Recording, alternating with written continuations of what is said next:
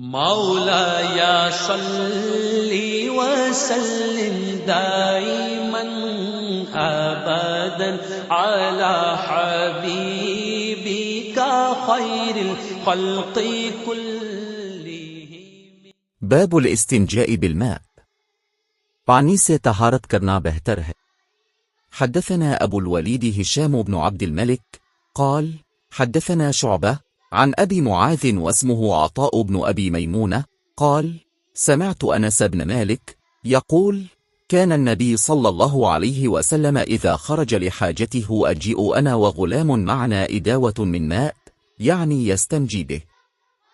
हमसे अबूल वलीद हशाम बिन अब्दुल मुल्क ने बयान किया, उनसे शोबा ने अबू माज से जिनका नाम अता बिन इब्बी मैमूना था नकल किया, उन्होंने अनस बिन मालिक रजी अल्लाह अन्हु से सुना, वो कहते थे कि जब रसूल अल्लाह रफ हाजत के लिए निकलते तो मैं और एक लड़का अपने साथ पानी का बर्तन ले आते थे।